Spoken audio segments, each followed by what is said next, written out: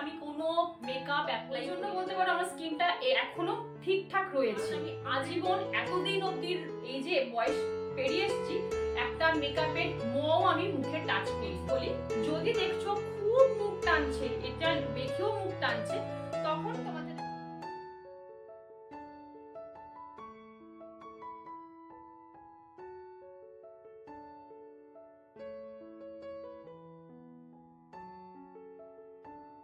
Good evening বন্ধুরা, welcome to my channel. আমি শর্মিষ্ঠা। আশা করি আমার সকল বন্ধুরা অনেক অনেক ভালো আছো, সুস্থ আছো আর নিরাপদে আছো। আমার অন্তর থেকে অনেক অনেক ভালোবাসা জানিয়ে নতুন একটা ব্লগ স্টার্ট করতে চলেছি। আশা করছি এই ব্লগটা তোমাদের ভীষণ ভীষণ ভালোও লাগবে আর কাজেও আসবে। তো চলো দেরি না করে ব্লগটা স্টার্ট করা যাক। আচ্ছা, তো বন্ধুরা আমার একজন সাবস্ক্রাইবার দিদি, যতদূর সম্ভব সোমাদি, তো সোমাদি আমাকে কোয়েশ্চেন করেছিল যে আমি দেখেছিলাম দুটো ভাবে আমি মেকআপ করি কোথাও বেরোনোর সময়। তো যেহেতু ওটা গরমকাল ছিল আর এখন তো শীত পড়ে গেছে, বুঝতে পারছো একটু টান টান লাগছে, এখন ওইটা আমি যা দেখিয়েছিলাম ভুলে যাও, ওটা গরমকালে করবে। এখন আমি যেটা দেখাচ্ছি সেটা দেখো। ইভিনিং আমি এখন কটা বাজে, এখন 5টা বাজতে যায়, রোদ পড়ে গেছে ইভিনিং। তো এখন আমি যেটা ইউজ করছি সেটা তোমাদের দেখাচ্ছি। প্লেন ময়শ্চারাইজার, আমি 12 মাস এই ময়শ্চারাইজারটা ইউজ করি। পারলে তোমরা নাও, যে কোনো স্কিনে, সেন্সিটিভ হোক, ড্রাই হোক, নর্মাল হোক, যে কোনো মানে স্কিনে কিন্তু ভালো। এটা হচ্ছে ডক্টরেট একটা ময়শ্চারাইজার, ভীষণই ভালো, তোমরা ইউজ করে দেখতে পারো।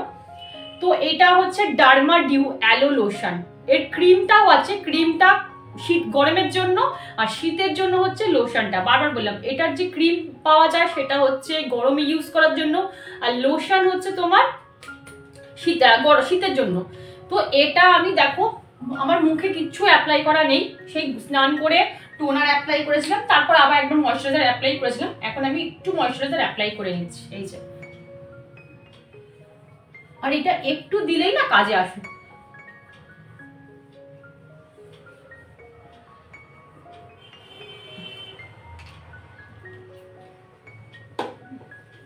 তো দেখো এই ময়শ্চারাইজার আমি অ্যাপ্লাই করে নিলাম,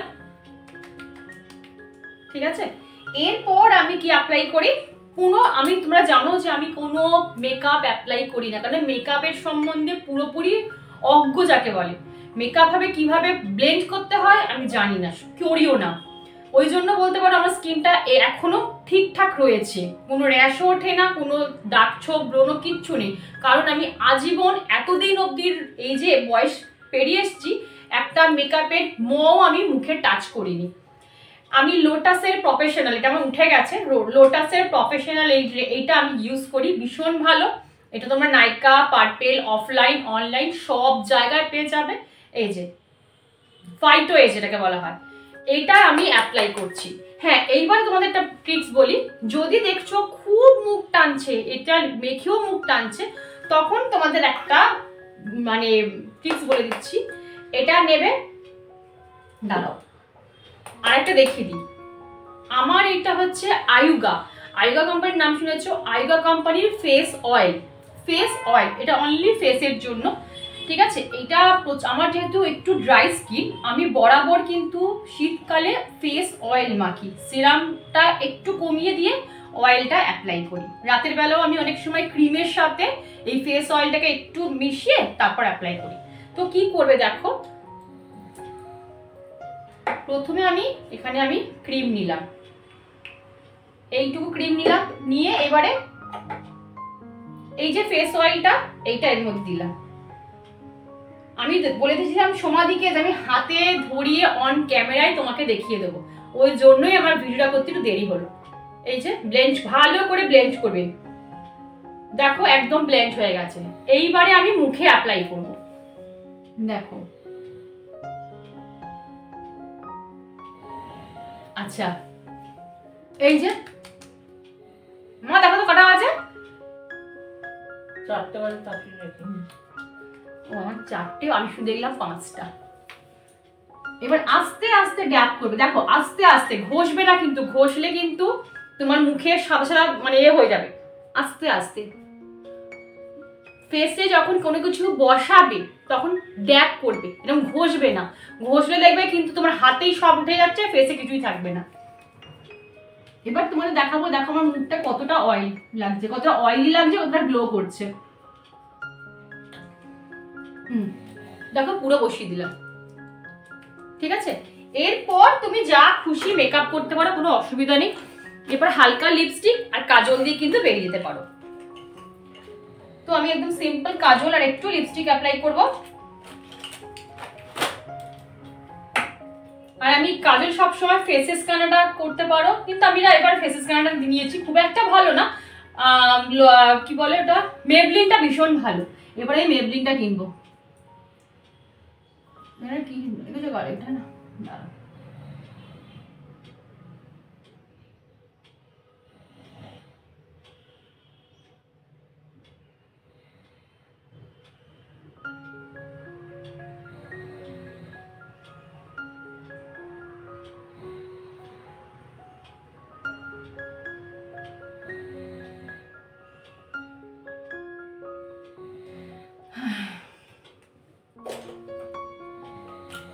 এইটা আমার মেবলিনের লিপস্টিক।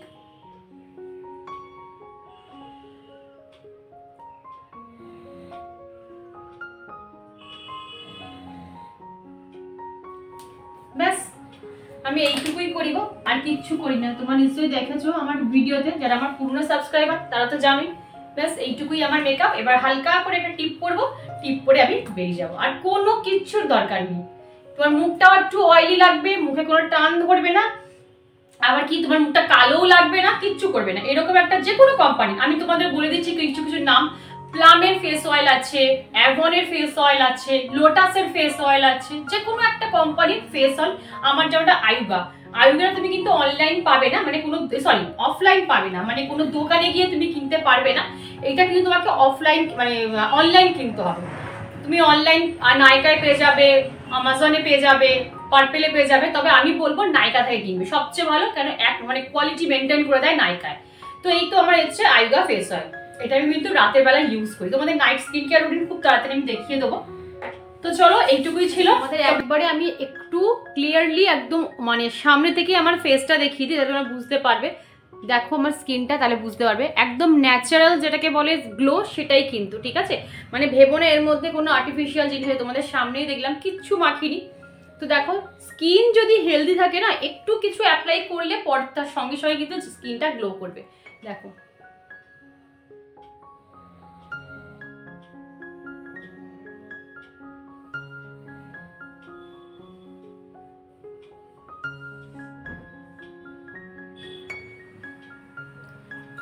তা চলো টাটা।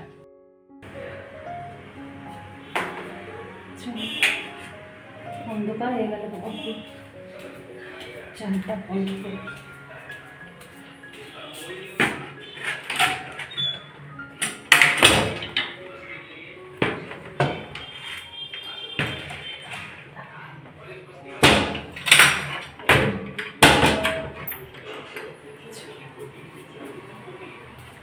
তো বন্ধুরা আমি এখানে রেডি হয়ে নিয়েছি, কোথায় যাচ্ছি ইতিবৃত্তান্ত সবই তোমাদের ব্লগে শেয়ার করব। আর হাজব্যান্ড নিচে ওয়েট করছে, গাড়িটা বোধহয় এখনও বার করিনি। তো চলো যাওয়া যাক। তার আগে আমার এক বন্ধুর কমেন্টের আনসার আমি দিই। আসলে কি বলতো, সেই বন্ধুটির যদি আনসার আমি ব্লগের মাধ্যমে না ক্লিয়ার করি, তাহলে হয়তো তার ভুল ধারণাটা আমি কখনোই ভাঙাতে পারবো না। তো বন্ধুটির কমেন্টটা একটু শোনো। তিনি আমায় কমেন্ট করে বলেছিলেন যে তোমার তো মেয়ের বিয়ের উপযুক্ত হয়ে গেছে, মানে আমার মেয়ের কথা বলছে, আমার মেয়ের বিয়ের উপযুক্ত বয়স হয়ে গেছে। তো আমার কাছে আমার মা থাকে, তাই আমি যোগা করতে পারি, এক্সারসাইজ করতে পারি, ওয়েস্টার্ন ড্রেস পরতে পারি। তোমাকে এক একটা করে তোমার আমি কমেন্টের আনসার দেব। প্রথমত বলি, আমার মেয়ে মাত্র 16+, সবে 16 বছর বয়স। এই শতাব্দীতে দাঁড়িয়ে আমি দুঃস্বপ্নেও ভাবতে পারি না যে আমার মেয়ের বিয়ের বয়স হয়ে গেছে, কারণ ও এখন সবে 16 বছর, ও লাইফটাকে এখনও স্টার্টই করেনি। তো বিয়ের কথা এখন অনেক দূরের কথা। আচ্ছা, এই যোগা আর এক্সারসাইজ করার কথা বলছো, তাহলে বলি আমি কিন্তু আমার মা বলো, আমার ফ্যামিলির ওঠার অনেকটা আগে আমি কিন্তু আমার মর্নিংটা স্টার্ট করি।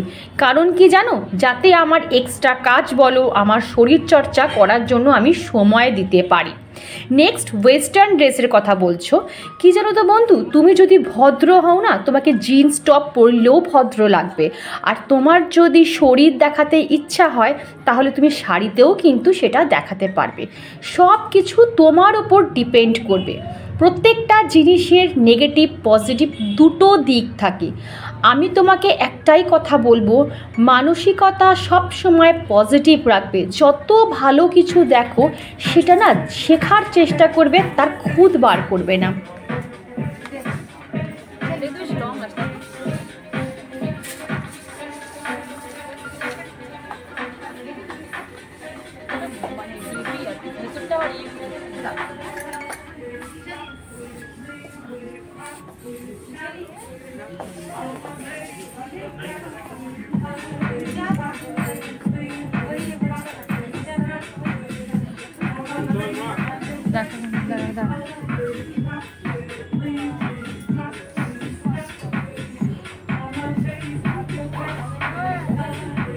এগুলো ওভার সাইজ না?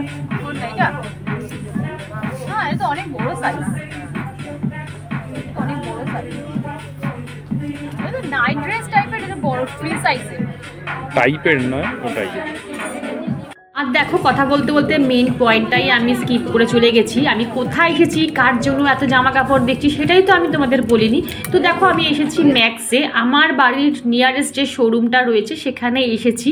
আর এসেছি একটু মেয়ের জন্য জামা কাপড় দেখতে।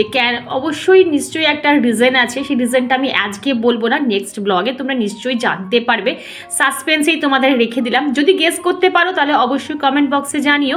আর এসে দেখছি ম্যাক্সে মারাত্মক লেভেলে একটা অফার চলছে, বাই 2 get 1 ফ্রি। দুটো কিনলে একটা জিনিস পুরো টোটালি ফ্রি পাবে, মানে 3টে জিনিস কিনলে তোমাকে 2টো পে করতে হবে আর একটা তুমি ফ্রিতে পাবে। আর সেই জন্যই না দেখছি এত পরিমাণে আজকে ভিড় রয়েছে। তো তোমাদের আমি ক্লিয়ার করে বলে দিলাম।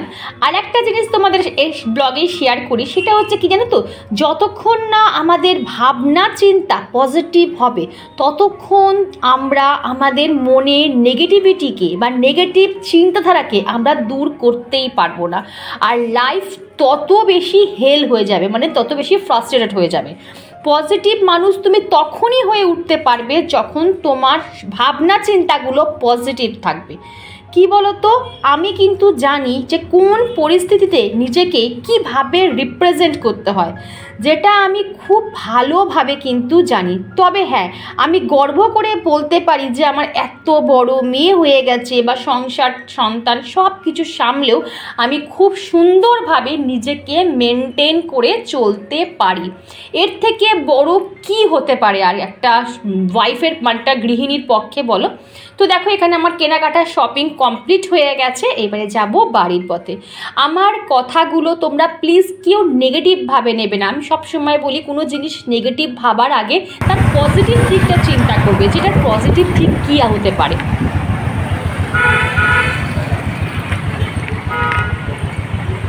এটা স্টাইল বাজার, এখানটা একবার আসতে হবে। হ্যাঁ, তো বন্ধুরা, আমি কি শপিং করলাম এটা কিন্তু আমি এই ব্লগে দেখাবো না, তাহলে কি বলতো সারপ্রাইজটাই থাকবে না। আর এখানে দেখো, তোমরা জানো যে আমার মিষ্টি খেতে আমার ভীষণ পছন্দ, মানে ভীষণ ভালো লাগে আমার মিষ্টি খেতে। তো এই দোকান থেকে আমি একটু মিষ্টি কিনলাম আর কিছুটা বাড়ির জন্য নিয়ে গেলাম।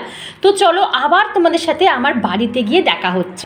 আর এই মাসটা কিন্তু পুরোপুরি বলো বিয়ের সিজন। আর আমার বাড়ির সামনে দিয়ে, যেহেতু আমার বাড়ির সামনে যেহেতু দুটো ভিলা রয়েছে না, মোটামুটি এখান থেকে কিন্তু ব্যান্ড পাটিয়ে বাজিয়ে সব বাড়ির লোকরা নাচতে নাচতে গাড়ি করে সব যায়, দেখতে ভীষণ ভালো লাগে। আর আমি ওপর দিয়ে দেখছি আর ভাবছি যে আমি যদি বেঁচে থাকি বা ঈশ্বর যদি কোনো সময় কোনো এরকম দিন দেয়, তাহলে আমার মেয়ের বিয়েটাও আমি ঠিক এইভাবেই দিতে চাই, ব্যান্ড বাজিয়ে নিজে একদম নাচতে নাচতে জামাইকে নিয়ে আসবো। তো দেখো, কি হবে না হবে সেটা তো দূরের কথা, সেটা তো আমরা কেউই জানি না, কারণ কালকে কি হবে আমরা তাই জানি না। কাল কেন বলছি, 1 সেকেন্ড পর আমার সাথে কি ঘটবে আমি নিজেও জানি না, কিন্তু মনের ইচ্ছাটাকে তো জাগিয়ে রাখতেই হবে না। কি অবস্থা, এরকম কেন অবস্থা গেছে কেন? খরচা শুনে কাল কত টাকা যাবে স্কুলে থেকে? 2600 টাকা। 2600 টাকা কিসের জন্য? ফর্মের জন্য? ভগবান, আরে তুমি ওঠো এখন। কি অবস্থা, একদিনে 2600 টাকা স্কুলে জমা করতে হবে। হায় ভগবান। চলো বন্ধুরা, এখন ঘড়িতে বাজে 10টা 10 আর আমি ভিডিওটা এন্ড করছি। আর বুঝতেই তো পারছো, মধ্যবিত্ত ঘরের ফ্যামিলিতে যারা বিলং করো, হঠাৎ করে সাডেনলি যদি খরচা চলে আসে, যদি ফটাকসে শোনো যে কাল সকালে তোমার এত টাকা লাগবে, তো কেমন হবে বলো? মানে কালকে মেয়েদের স্কুলে প্রায় 2600-3000 টাকার মতন লাগবে স্কুলের ফর্ম দিতে, তারপর আইসিসি বোর্ডের জন্য। তো সেই জন্যই জাস্ট হাজব্যান্ড এসছে মানে কাজ থেকে, আর মেয়ে বলছে বাবা কালকে স্কুলে কিন্তু এই টাকা জমা দিতে হবে। ব্যাস, শুনে ওর অবস্থা খারাপ। তাই বলছে একদম না, কালকে কোনো বাজার ফাজার হবে না, ঘরে যা আছে যেটুকু আছে সেইটুকু দিয়ে কাজ করতে হয়। তো চলো বন্ধুরা, এই হচ্ছে ব্যাপার। সকালবেলা ঘুম থেকে উঠে এক টেনশন, আর রাতে শুতে যাব আর এক টেনশন নিয়ে যে কী করে কি হবে। তো চলো, আর কি বলবো তোমাদের, সবাই তোমরা জানো যারা আমাদের মতন স্ট্যান্ডার্ড থেকে বিলং করো। তো চলো বন্ধুরা, ভিডিওটা যে এইটুকুই রাখছি। ভিডিওর কোনো অংশ যদি ভালো লাগে প্লিজ চ্যানেলটা সাবস্ক্রাইব করে পাশে থাকো, লাইক করো, শেয়ার করো, কমেন্ট করো। আর লাইক করতে কিন্তু একদম ভুলো না। Tata, love you all, good night.